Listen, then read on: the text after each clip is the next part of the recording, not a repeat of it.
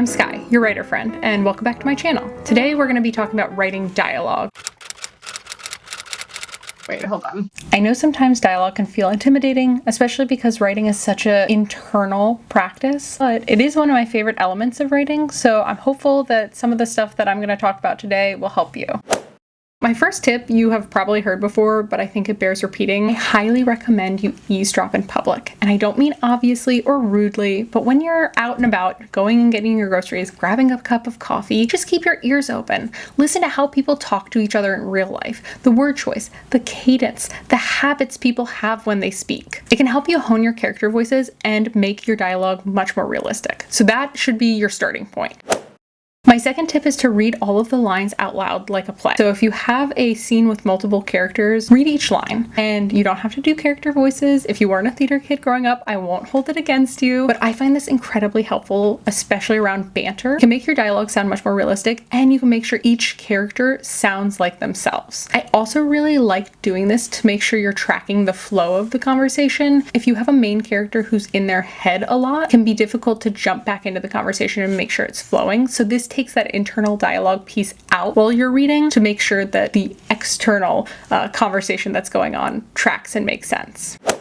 Hey, Sky from the future here. I didn't love how I said this when I was editing it, so I'm just re-recording. But my third tip is to ditch exposition and dialogue. Typically, when you're talking to your friends, you don't have to re-explain something that everybody who's in that conversation has lived through. Typically pretty good about this, but my agent caught one instance of it in my middle grade horror where I had a character say to my main character, "Oh, is it like that time in second grade when XYZ happened?" And of course, everyone in the conversation was there in second grade. They all had the backstory, so it just didn't feel natural. So instead, I changed that character to ask, "Is it like that time in second grade?" And then in her own head, my main character gives us the backstory on it while also showcasing her personality and voice. So it ended up being much stronger. And that's what happens when you cut exposition from your dialogue. The dialogue is stronger and the writing overall is stronger.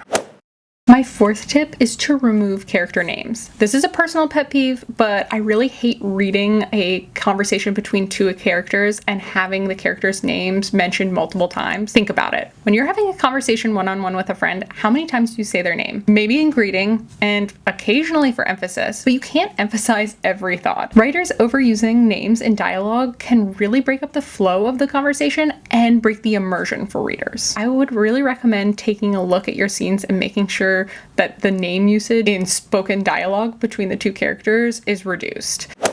I saved my best tip for last. Tip 5 for improving your dialogue is to read movie and television scripts. You have heard that to be a good writer, you need to be a good reader, and that is 100% true. But if you want to improve your dialogue, I would really recommend adding scripts into the mix. Screenwriters have to be excellent at dialogue. If you think about what a script looks like, it is primarily dialogue. Action descriptions are quite light. I would recommend searching up movies and TV shows that you've enjoyed and analyzing what works and what doesn't. There's this amazing website called the Script Lab. It has a bunch of scripts from both movies and TV shows that are available to you. Not just older stuff, there's brand new things on there as well. So I would definitely take a look at different genres, both movies and TV shows, and just get a good feel of how screenwriters are leveraging dialogue, seeing what lessons you can take from those scripts and including them in your own writing. Thanks so much for chatting with me today. I hope these help. If you liked any tips or if you have any of your own, please drop a comment and let me know. And don't forget to subscribe. There are more quick tip videos like this on the way. See you next week.